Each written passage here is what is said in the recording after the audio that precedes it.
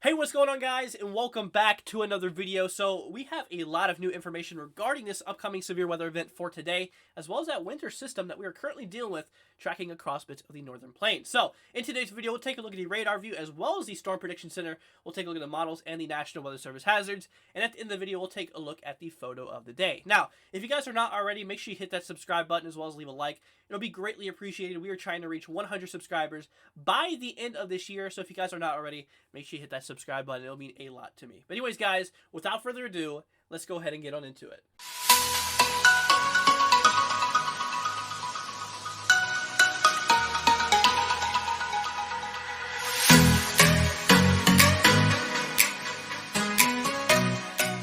Alrighty, guys, so for today's question of the day, I'm wanting to know, what is your favorite band? Leave it down in the comments below, and I just might heart your comment. Now, personally, my favorite band is Van Halen. It's always been one of my all-time favorites, and it's pretty sad to see that Eddie Van Halen has unfortunately passed away. But anyways, guys, without further ado, let's go ahead and get on into it. Alrighty, guys, so we're taking a look here at the radar view across the nation. We actually do have that current snow system that's impacting bits of the northern plains moving in through the Midwest. This does include bits of South Dakota, Nebraska, Iowa, Minnesota, moving its way in through bits of Wisconsin. So, in terms of that, we actually do have some more rain falling across bits of eastern Oklahoma, moving its way in through bits of Missouri, eventually tracking in through Illinois further down the line. We actually do have some more rain falling across bits of Kentucky and bits of South Carolina. And with that, with that snow that we've been seeing across the Northeast in yesterday's video, it's kind of moving its way out of Maine as we speak. So that's pretty much the end of that. So let's go and take a look here at the Storm Prediction Center, and let's go and see the craziness that we are in effect for today. Alrighty, guys, so we're taking a look here at the Day 1 Convective Outlook. This is your thunderstorm forecast for today. So the Storm Prediction Center has actually issued a new moderate risk, basically severe threat level 4 out of 5 across this area here in red, severe threat level 3 out of 5 across this area here in orange, severe threat level 2 out of 5 across the area here in yellow, and severe threat level 1 out of 5 across this area here in green. Now, if you guys are anywhere in the green, yellow, especially the orange and the red, you do have the chance for severe weather for today. So in terms of tornadoes, we actually do have a new relatively large 15% significant zone issued by the Storm Prediction Center for today. So basically what that means, here in the red area, you do have a 15% chance of seeing tornadoes EF2 to higher every single 25 miles. Now the same thing for the 10% zone, although a lower probability, you have that chance of seeing every single 25 miles, a 10% chance of seeing tornadoes EF2 to EF5. So in terms of that, we actually do have that normal tornado probability across the area here in brown as well as green, from basically bits as far east of, pretty much central Ohio, moving in through bits as low as eastern parts of Texas. So that's basically what we're dealing with in terms of the tornado probability. So in terms of the damaging winds, we actually do have a relatively widespread large 30% zone, basically showing that every single 25 miles you have a 30% chance of seeing damaging winds 60 miles per hour or more. Same thing for the 15 and the 5% regions, although just lower probability. So in terms of hail, we actually do have a brand new large 15% zone basically across this areas here in Missouri, Arkansas, western parts of Tennessee, western parts of Kentucky, as well as southwestern parts of Illinois, basically showing that every single 25 miles you have that 15% chance of seeing hail 1 inch in diameter or greater. So same thing with the 5% zone, although just lower probability. So if you guys are anywhere in the the brown, especially the yellow area, you do have the chance for hail 1 inch in diameter or greater for today. So let's go and take a look here at the models, and let's go ahead and see what we're dealing with in terms of your upcoming weather. Alrighty, guys, so we're taking a look here at the Gfs model in terms of things. So this is basically your long-range American model. So we actually do have a relatively strong area of low pressure across bits of the central plains, which is actually allowing for some snow to fall across bits of the northern plains, moving its way in through the Midwest, in which we actually saw there on the radar view. So further down the line, this system will generally track its way to the northeast, allowing for a decent amount of snow to fall across bits of the southern parts of Minnesota, moving in through Wisconsin, as this system is generally strengthening. So then further down the line, this will actually allow for that colder air to really move itself down into the central parts of the country, with the opposite effect basically across the areas here of the Gulf, moving all that warm and moisture-filled air into the southeast.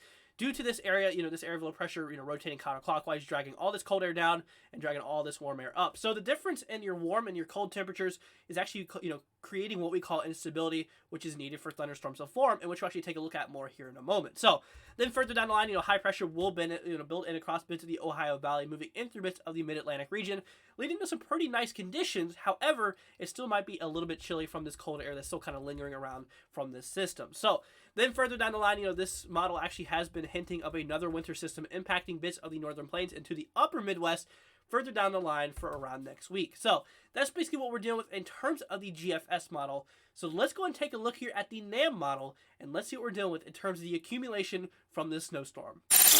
Alrighty guys, so we're still taking a look here at the NAM model. However, now we're taking a look at your 10-to-1 snow ratio in terms of accumulation. So as the system does drop snow across bits of the northern plains and as well as bits of the Midwest, honestly, this model is actually showing a decent amount of snowfall falling across bits of southern Minnesota, moving its way into Wisconsin, kind of your most snowfall out of the system. Now, in terms of this model, you could have some instances of maybe up to a foot in some areas. However, this is one model. You can't take this 100% seriously, but kind of get an idea based off of what this one's saying. So let's go and take a look here at the HRRR model. This is another American model. However, this one is a high resolution rapid refresh model in which we'll actually have the up-to-date latest information. So let's go and take a look at that and let's see what that model has to say in terms of the accumulations.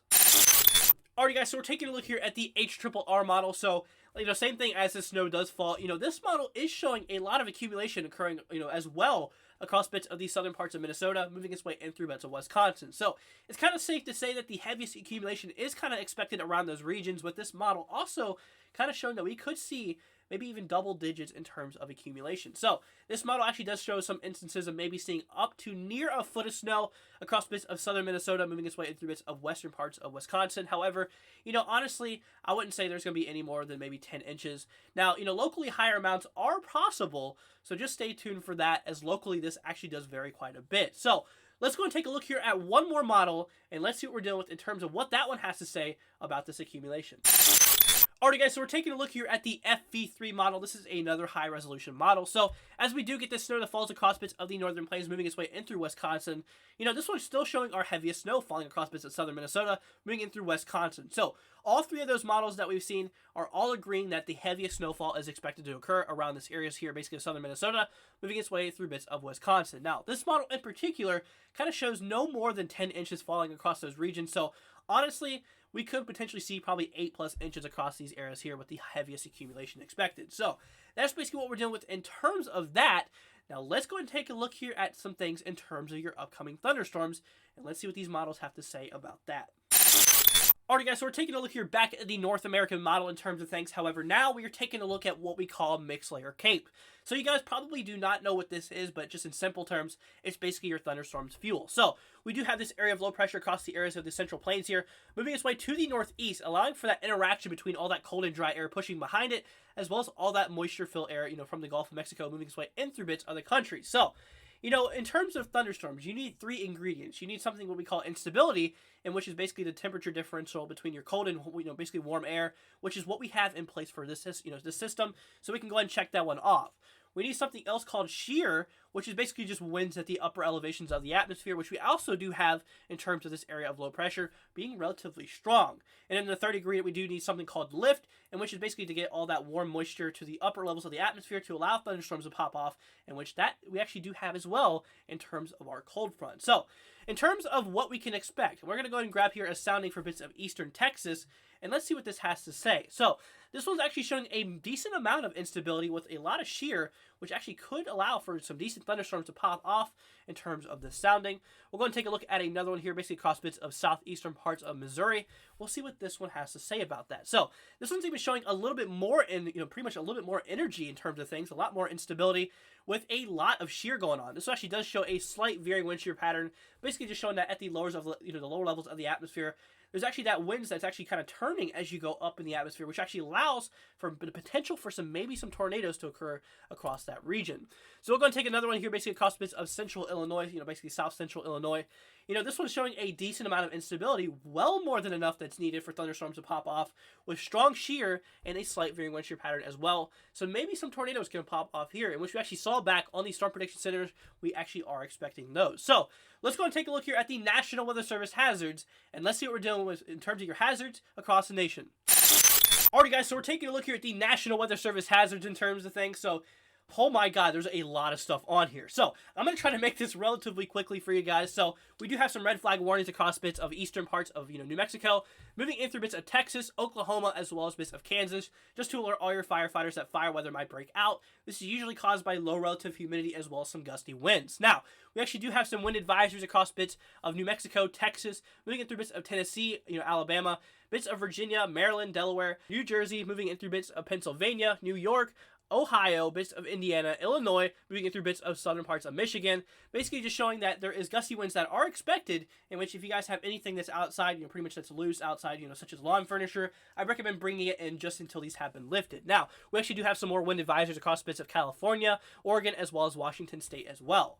So in terms of things, we actually do have some high wind watches in effect across bits of southern parts of Montana, basically across bits of Michigan, as well as basically bits of, pretty much the Ohio Valley here, pretty much moving its way in through bits of the mid-Atlantic region here for the upper elevations of basically northeastern parts of West Virginia, showing that high winds are possible, so just stay alert if high wind warnings might be needed. So we actually do have some high wind warnings in effect across bits of New Mexico, western Texas, basically central parts of Montana, basically southern parts of Oregon State, as well as the extreme northeastern parts of California, showing that high winds are expected. Now, if you guys have, same thing for the wind advisories. If you guys have anything that's loose outside, I recommend bringing it in just until these have been lifted. So we actually do have a lot of winter weather that's currently going on. We actually do have some winter weather advisories across bits of these areas here, kind of in this blue color here, basically across bits of, southeastern parts of Wyoming, Nebraska, Iowa, moving its way in through bits of Wisconsin, Minnesota, as well as bits of South Dakota, and through bits, of Wyoming, like I was saying.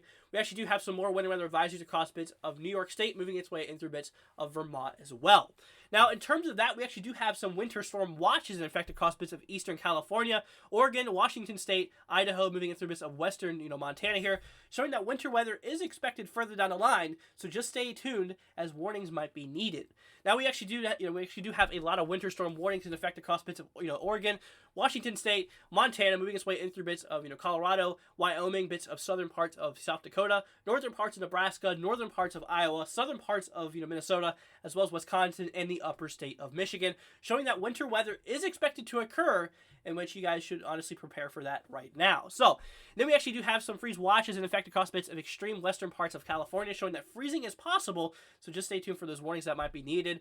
And in terms of that, we actually do have a freeze warning in effect across bits of western parts of Arizona, southern parts of Nevada, as well as basically California here and these dark blue regions, showing that freezing temperatures are expected to occur, in which if you guys are not already, I'd recommend preparing for that, as this could be actually kind of harmful to some vegetation that's outside, so I'd recommend covering it up just until these have been lifted. But anyways, guys, that's what we're dealing with in terms of the hazards. Now let's go and take a look here at the picture of the day. Alright guys, so we're taking a look here at the photo of the day. This one goes to my man Regine for taking this beautiful shot of Mamadus clouds around sunset. So congratulations on being selected for today's video. So if you guys would like to submit your own photos for the possibility of being in one of our upcoming videos, I will leave our Discord in the description below, which you guys can join and post your photos to our channel. But anyways, guys, that's going to wrap it up for today's video. If you guys did enjoy it, make sure you leave a thumbs up and don't forget to subscribe. Now, we're trying to reach 100 subscribers, like I said, by the end of this year. So if you guys are not already, make sure you hit that subscribe button as well as leave a like. But anyways, guys, that's going to wrap it up for today's video, and I'll catch you all in the next video.